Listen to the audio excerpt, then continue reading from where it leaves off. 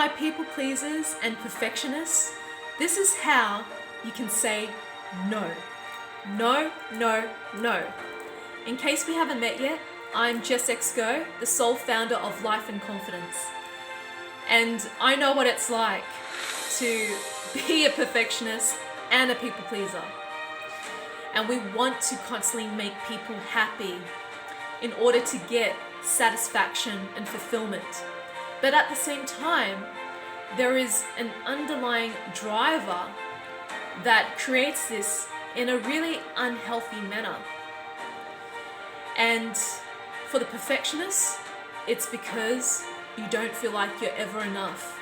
So you have to prove it through how amazing your existence is by able to deliver what you will say you will follow through and aim higher.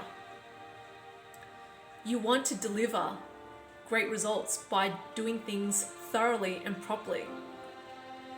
Then you have the people pleasers, and you do things for others because you want to be liked, but at the same time, it comes from a place of guilt, the need to rescue people from their own shit because they're not able to rescue or help themselves.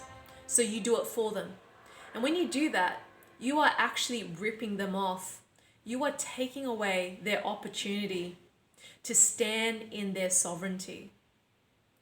And this is where you create resentment because they don't appreciate what you do for them, because they know by default you would rescue them. And this has been an incredible internal obstacle that I've been able to work through, process, and finally integrate in my own being.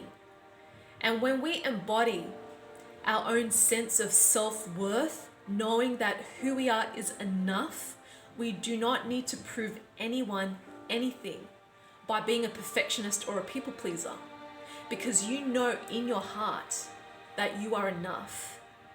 And when you arrive to that place on a daily basis, there's nothing to prove. And what I'm learning from this is the importance of containment. Containing your energy, your efforts, your resources, your time, because that is just as valuable as love and money. But people don't see it because it's not tangible, but we feel it. And this year, I've become better and better and better in saying no without coming across as a people pleaser. Oh, I'm so sorry, but I can't do it. Or as a perfectionist, no, let me do it. Let me do it because I know I can. And so when I was able to say no to potential clients that are not really my clients anyway, or to say no to certain friendships or acquaintances, or to say no to hiring a certain mentor or coach, because I decided to trust what is right for me. And what is right for me is right for others as well. Because if I decide to commit to something that I don't feel like in my heart I would be able to follow through, then I'm dishonoring myself, and I'm also dishonoring the other person, and I'm wasting their time and their energy, and I'm also wasting my time and my energy. And so this is the power of containment. Learning to say no when you are honoring yourself, and learning to say yes when it feels aligned, when you are ready to be of service to that person. Our energy, resources, time and effort, there's an exchange. And when we give too much by saying yes, yes, yes, we deplete ourselves, we don't feel good, we feel exhausted, and we start to lose our sense of confidence and self-worth because people are constantly taking from us and don't appreciate it because we struggle to say no. And it's not really the other person's fault. It's your fault by not saying no in the first place. And this is why we need to create functional and healthy boundaries with people. Because if we have no boundaries within ourselves, then people can just simply walk all over us and command us just like that, as if we're their slaves, because we don't respect ourselves. So how can you start saying no? What can you say no to that isn't in alignment for you, that you cannot take any more of, where you cannot afford to give any more of your time and energy? And I notice that I've learnt this from my past experience with my mother. And I had a really busy schedule that month. And on the last day, I committed to seeing her for lunch. And it was a complete disaster because she didn't follow through her commitments. And I said yes to something that I could not give 100% to in terms of my time, energy, and effort because I was exhausted. And it broken down our relationship. And what I've learnt from this is that I need to apply this wisdom to say no to anyone who I feel would cause trauma or struggle to follow through with their word if I have a busy schedule. And so this month again, I have another busy schedule, and I told my mum what I've learnt from the previous experience is not to swear at her, but to be assertive with her and let her know that I'm not available to see her this month. I can make myself available to her next month or the end of the year when I have more time and availability. And that was the same with friendships as well. People asking me for my time or wanting to catch up. And if I know this is not a priority right now, I will say no. And I will let them know why. And that's the importance of saying why. Because when we just say no, people will start creating stories and assumptions and start pointing the finger at you why you rejected me. And this is where you need to say why. Explain it to them. This gives the other person closure and clarity, and there is no reason for them to hold any grudges towards you. And if they do, and you explained it in a neutral, detached, and adult way, then that is their stuff that they're projecting onto you.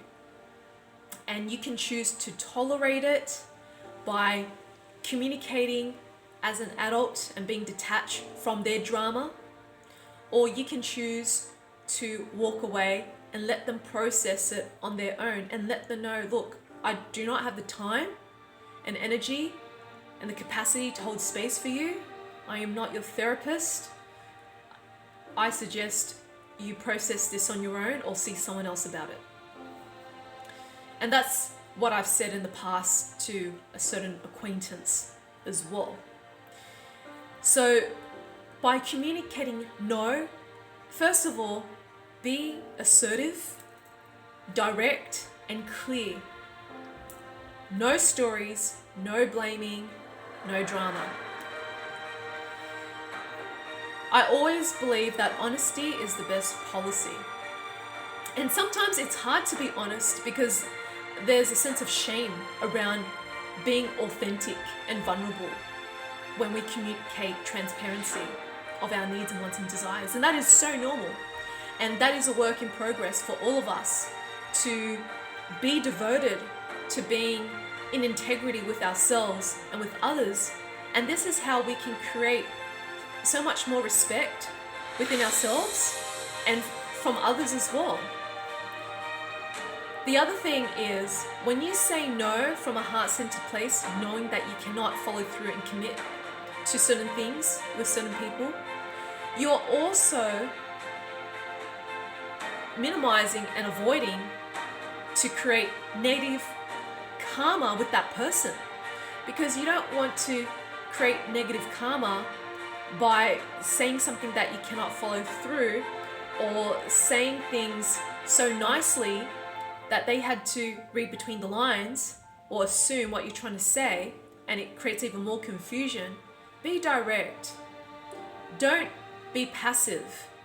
That's the worst thing you can do, because that creates even more confusion. Be direct. When you're direct, it's because you're in resonance with what's going on in your heart. But if you're being passive and you're sugarcoating things, it's all in your head. People can feel it. Their intuition will know that something's off, something's not right. And you would be confronted by it, or they would walk away from you. Or maybe those who are not at that level of consciousness will keep tolerating that behavior, and it wouldn't serve you, because you would continuate that pattern until someone else shows you what this pattern is doing to you and the impacts that it has on you by not being direct. So may this video serves you, and if you feel that your past experiences of the way you were raised by your parents or grandparents or your siblings, and you feel their behaviors has shaped the way you show up that is inauthentic and insincere, you might be interested in joining me live via Zoom or in my abode in Bondi Beach for my full moon childhood trauma clearing circle. You can learn more by clicking on the link below, and it will bring you to a different page where you can register. May this message serves you at your highest, and if you got something out of this video, please subscribe to my YouTube channel, give it a like, share it with your loved ones, and comment below. And I'm more than happy to support you as I read your comments. Sending you so much love and a cosmic hug.